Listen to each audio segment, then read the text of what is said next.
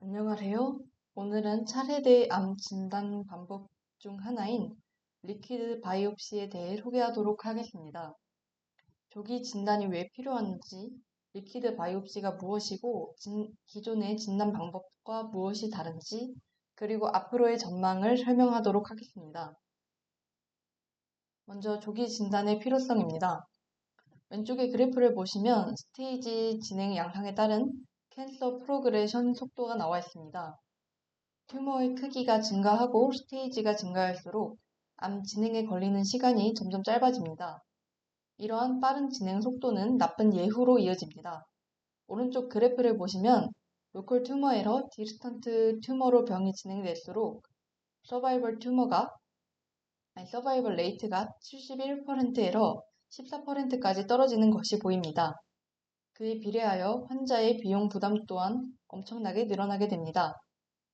따라서 환자의 비용 부담을 줄이고 서바이벌 레이트를 늘리기 위해서는 암의 이른 발견이 매우 중요합니다. 현재 대한민국에서 진행 중인 암 선별 검사입니다. 총 6개의 검사가 진행 중인데요. 검사 항목을 보시면 대부분이 영상학적 검사 혹은 내시경과 같은 침습적인 방법의 검사입니다. 그러나 현재 사용되고 있는 CT나 MRI의 검사 비용이 만만치 않다는 것이 한 가지 문제입니다. 또한 암 확진에 사용되는 바이옵시는 침습적인 방법이기 때문에 블리딩과 같은 의인성 합병증이 생길 수 있을 뿐만 아니라 채취한 샘플에 캔서 티슈가 포함되지 않을 경우 오진이 발생할 수 있다는 아주 큰 단점이 있습니다. 이러한 문제를 해결하기 위해 리퀴드 바이옵시가 연구되고 있습니다. 그럼 리퀴드 바이옵시란 무엇일까요? 바디 플루이드, 그러니까 블러드, 유린, CSF, 살리바 등을 모두 포함하는 바디 이 체액을 분석하여 디지즈가 존재하는지 알아내는 기법입니다. 이를 암 분야에서는 캔서의 스페시픽 바이오마커를 잡아내어 진단하는 것이 목적입니다. 장점으로는 비용이 낮고 여러 번 반복해서 시행할 수 있으며 이 바이옵시에 비해 더 믿을만 하다는 것이 장점입니다. 하지만 단점으로는 민감도와 특이도가 낮다는 것이 단점입니다. 현재 리퀴드 바이옵시가 골든 스탠다드로 쓰이지 못하는 것은 이러한 이유 때문입니다. 아래 그림은 스테이지에 따른 캔서의 바이오마커인데요. 스테이지 1에서는 논 튜머 드라이브드, 즉 이뮨 시스템 액티베이션에 의해 만들어진 논 스페시픽한 바이오 몰큘이 많이 검출되게 됩니다. 그러다가 시간이 지날수록 튜머에서 유래한 이런 튜머 드라이브드한 바이오 몰큘들이 늘어나게 됩니다. 따라서 비교적 논스페시픽한 얼리 스테이지의 바이오 몰큘들은 잡아내기 힘들어 암의 조기 진단이 힘들어지는 것입니다. 그럼 이러한 바이오 리퀴드의 종류에는 어떤 것들이 있는지 알아보겠습니다. 먼저 CTCS입니다. CTCS는 튜머에서 방출이 되어서 혈액에 떠다니는 튜머 셀들로 이 블러드 스트림이나 림파틱 시스템 등에서 발견이 됩니다. 이 CTC는 리퀴드 바이옵시를 캔서에서 처음으로 적용한 분야이기도 합니다. 이러한 CTC는 암종에 따라서 여러 가지 디퍼런트 몰큘 특성이 나타나게 됩니다. 예를 들어서 이피캠이라는 이런 바이오 몰큘은 암종마다 바르는 정도가 다릅니다. 예를 들어 브레스트와 프로스트에서는 특이하게 이피캠이 높은 발현율로 나타나게 된다고 합니다. 현재 CTC로는 이 환자의 메타스테틱 브레스트, 콜로렉탈 캔서, 그리고 프로스테이트 캔서에서 예후를 진단하는 용도로 쓰인다고 합니다. 다음은 셀프리 DNA와 circulating tumor DNA입니다. 아까는 혈액에 튜머 셀이 떠다녔다면 이번에는 셀에서 떨어져 나온 DNA가 이 바이오 플루이드에 떠다니고 있는 것을 검출하는 것입니다. 그 중에서도 이 튜머 셀에서 떨어져 나온 DNA를 Circulating Tumor DNA, 줄여서 ctDNA라고 합니다. 하지만 이 셀프리 DNA의 단점 중 하나는 얼리 스테이지 캔서는 현재 기술로 잡아낼 수 없다는 것입니다. 그 이유는 이 셀프리 DNA의 경우 감감기가 1분에서 2.5시간 사이로 매우 짧습니다. 그리고 cfctDNA 레벨은 일반적으로 아주 낮다고 판단이 됩니다. 그래서 사람들은 이를 이 searching for a needle in a haystack, 우리말로는 사막에서 바늘 찾기라고 하는데 여기는 건초더미에서 바늘 찾기라는 이렇게 비유를 하고 있습니다. 사실 이 얼리 스테이지 캔서를 감별할 수 없다는 것은 circulating tumor 셀에서도 마찬가지입니다. 이 둘을 얼리 스테이지, 그러니까 진단에서 쓸 수 없는 이유가 이 얼리 스테이지 캔서를 잡아낼 수 없다는 점입니다. 따라서 CTC는 현재 예후에서만 쓰이고 있다고 말씀을 드렸습니다. 다음은 DNA 메틸레이션 마커입니다.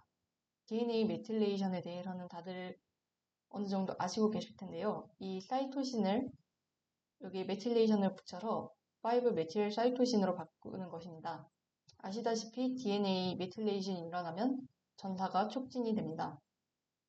이 DNA 메틸레이션은 몸 안에서 자연적으로 일어나는 과정이지만 이 암과 같은 질병이 발생했을 때에는 이 DNA 메틸레이션이 이 비정상적인 패턴으로 나타나게 됩니다. 이 비정상적 패턴을 잡아내어 암의 유무를 감별해내는 것이 DNA 메틸레이션 마커입니다. 다음으로는 엑스트라 셀룰러 베지클스입니다. 현재 각광받는 분야 중 하나인데요.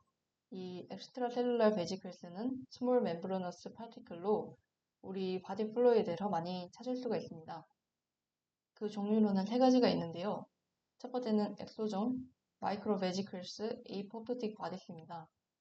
이들이 우리 몸에서 하는 일은 다양한 종류의 바이오몰큘러 컴포넌트를 우리 몸의 세포 안팎으로 운송하는 역할을 하고 있습니다. 이 엑스트라 셀룰러 베지클스를 리퀴드 바이옵시에 사용하는 것이 좋은 이유 중 하나는 이들이 더블 레이어드 멤브레인 스트럭처를 갖고 있기 때문입니다. 따라서 이 엑스트라 셀룰러 베지클스 안에 들어있는 DNA나 이런 화학적인 물질들이 디그레이션 되지 않고 잘 보존되어 있기 때문에 이들을 많이 사용하는 것을 지금 연구를 하고 있다고 합니다. 하지만 단점으로는 아직 개발 중이기 때문에 표준화된 프로토콜이 완성되어 있지 않고 아이솔레이션 기술이 어렵다는 것입니다. 현재 스테이지 1, 2 판크레아틱 캔서, 오버리안 캔서, 블러드 캔서 디텍션에 사용을 한다고 합니다. 특히 프로스트 캔서 같은 경우에는 엑소디에스 프로스테이트 인텔리스코어라는 이런 독자적인 방법을 사용해서 진단에 이용을 하고 있다고 합니다. 다음으로는 프로틴입니다. 프로틴은 아마 여러분들이 가장 잘 아시고 계시는 리퀴드 바이옵시의 종류 중 하나라고 생각을 하는데요. 예시가 두 가지 정도 있습니다. 여러분이 잘 아시는 프로스테이트 스페시픽 안티젠 PSA가 프로틴의 한 종류입니다. 이는 이름에서도 아시다시피 프로스테이트 캔서의 바이오마커로 사용이 됩니다. 하지만 지금 현재 루틴 스크리닝은 진행되고 있지가 않습니다. 루틴 스크리닝, 그러니까 프로스테이트 캔서에 대해서 이 일상적으로 스크리닝을 하는 것은 통계적으로 유의하지 않다는 것이 현재 밝혀지고 있기 때문에 선별 검사로는 쓰이지 않고 있습니다. 두 번째는 캔서 안티젠 125입니다. 이거는 오버리언 캔서의 바이오마커입니다. 하지만 여기에도 한계가 있는 것이 이 CA125는 어드밴스드 스테이지 투머에서는 75에서 90% 정도가 검출이 되지만 얼리 스테이지 투머에서는 오직 23에서 50% 정도만 검출이 됩니다. 저희의 목적이 지금 얼리 스테이지 캔서를 검출하는 일인 만큼 이 캔서 안티젠 125는 현재 얼리 스테이지 캔서 디텍션에는 크게 사용되지 못하고 있습니다. 그 외에도 RNA, 오토 안티바디 등등이 리퀴드 바이옵시에 사용되고 있습니다. 마지막으로 하나 주목해야 할 것은 스펙트로스코픽 디텍션입니다. 스펙트로스코픽이라는 것은 분광학, 그러니까 이렇게 빛을 쏘면은 이 시로에 부딪혀가지고 빛이 튕겨나오게 됩니다. 근데 그 과정에서 이 시로에 부딪히면 웨이브가 생기게 되는데 이 웨이브의 파장수, 이것을 분석을 하면은 이 시로에 어떤 분자가 포함이 되어 있는지 그거를 알 수 있게 하는 기술이 분광학이라고 합니다. 그래서 ATR, FTIR이라는 기술이 현재 사용이 되고 있고, 이 웨이브를 머신러닝, AI로 하여금 분석을 하게 하여 그 분자적인 분석을 하는 것이 이 스펙트로스코피 디텍션입니다.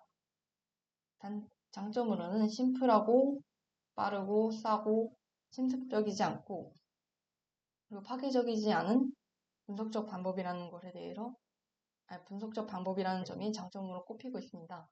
블레더, 브레인, 오버리언, 콜로렉탈, 렁 등에서 지금 개발이 되어 있고 이런 많은 것들, 셀프리 투머 마커, 투머 메틸레이션 마커, 엑소존, 프로틴, 리피드 이렇게 많은 것들이 이 스펙트로스코픽 디텍션으로 검출이 가능하다고 합니다. 아까 봤던 표 중에 하나인데요. 제가 스테이지 1에는 논 투머 드라이브가 많고 이 스테이지 4로 갈수록 투머 드라이브가 많기 때문에 스테이지 1에서는 얼리 투머 디텍션이 어렵다라고 말씀을 드렸습니다. 근데 이거를 더 자세히 살펴보면 논 투머 드라이브들 같은 경우에는 프로틴과 리피드가 많고 이 튜머에서 유래를 한 것으로는 포스페이트와 DNA를 비롯한 포스페이트와 카보하이드레이트가 많게 됩니다. 이 스펙트로스코픽 디텍션의 장점은 이런 논 튜머 드라이브드한 몰큘들도 검출이 가능하다는 것입니다. 이 분광학을 사용한 임상 예시 하나인데요. DEX 커버라는 2023년 11월에 시행된 임상 시험입니다. 여기에서는 2092명의 암 환자를 포함을 시켰고 여러 가지 암종, 브레인, 브레스트, 콜로렉탈, 키드니, 렁, 오버리언, 판크레아틱, 프로스트 캔서의 8개 암종을 이 검사에 포함을 시켰습니다. 다른 고래로 진행된 임상 시험들과 비교해 볼 때 스페시피시티가 58로 설정이 됐을 때, 그러니까 센시티비티를 중점으로 설정을 했을 때 스테이지 1, 2, 3, 4에서 스테이지 1에서도 99%라는 높은 비율로 튜머를 검출할 수 있다는 것을 알 수 있습니다. 여기 그레일에서 시행한 것 같은 경우에는 스테이지 1에서 16.8%인 반면에 스테이지 4에서는 90.1이 검출이 됩니다. 따라서 스테이지 1에서 99%의 민감도를 나타내는 것은 얼리 스테이지 튜머도 이렇게 정확하게 디텍션 할 수 있다는 장점이 있습니다. 이것을 바로 스펙트로스코픽으로 진단을 한 것입니다. 이렇게 앞에서 봤듯이 여러 가지 암종을 저희가 한 번에 검출을 한 것이 이 DX 커버 실험인데요. 미국에서는 현재 이 멀티 캔서 얼리 디텍션이라는 시험이 널리 사용이 되고 있는 게 아니라 지금 개발이 되고 있고 이거를 건강보험에 편입을 시킬지 말지 그것까지 연구를 하고 있다고 합니다. 이 DX 커버 실험처럼 한 번에 여러 암이 존재하는지 존재하지 않는지 알아낼 수 있는 검사를 멀티 캔서 얼리 디텍션이라고 합니다. 왼쪽의 정통적인 검사법은 각 장기마다 CT, MRI, 내시경 등 각각 다른 방법으로 진단을 하는 방식이지만 이 멀티 캔서 얼리 디텍션을 사용하면 혈액 샘플을 가지고 여러 가지 암종이 있는지 없는지 한 번에 확인할 수가 있습니다. 이처럼 여러 진단 기법, 앞에로 소개한 메틸레이션, 복제술 변이, cfDNA 절편 등을 한 번에 AI 다중 오믹스 분석하여 암의 유무를 알아낼 수 있는 것이 이 멀티 캔서 얼리 디텍션입니다. 한 가지 팩터가 아니라 메틸레이션, 분광법, 리스크 팩터 등을 함께 종합했을 때 하일리 센시티브하게 암을 진단할 수 있게 됩니다. 마지막으로 전망과 결론입니다. 앞으로는 AI 기술 발전이 의학계에 많은 영향을 미칠 것이라 예상됩니다. 이 멀티 캔서 얼리 디텍션처럼 AI를 사용하여 여러 가지 팩터를 토대로 하나의 결론을 이끌어내는 것입니다. 앞에로 설명드렸던 여러 가지 바이오 몰큘들의 발견도 중요하지만 이런 팩터를 어떻게 해석하느냐도 앞으로의 암 진단 기법에 있어 중요할 것이라고 생각합니다. 두 번째는 진단 기술은 높은 정확성만 보장하면 되는 것이 아니라 경제성까지 가져야 한다는 것입니다. 현재 많은 스크리닝 기술이 개발이 되고 있지만 실제 임상에서 이용되는 것은 소수뿐입니다. 의학계 입장에서는 정확성을 높일 수 있다면 좋겠지만 현실적으로 가격이 비싸면 쓸 수 없기 때문에 이 경제적으로도 좋고 정확성까지 높은 그러한 진단 기법을 개발해야 한다는 것입니다. 세 번째로는 얼리 디텍션 기술이 더 발전해야 한다는 것입니다. 현재 주로 쓰이는 cfDNA나 CTC 같은 경우에는 여전히 얼리 디텍션이 어려워 프로그노시스 예측에만 주로 사용이 됩니다. 조그만 캔서라도 디텍션할 수 있는 기술이 개발되어야 합니다. 마지막으로 암 진단 기술 개발은 여러 분야의 협동이 필요하다는 것입니다. 아까 앞에서 말씀드린 이 경제성까지 가져야 한다는 부분과 일맥상통하는 부분인데요. 암 진단은 이 건강보험과도 직결되는 부분이다 보니 정치계 그리고 경제계, 의학계가 한 번에 이 협의가 필요한 그런 영역이라고 생각이 됩니다. 마지막으로 참고한 논문들입니다. 들어주셔서 감사합니다.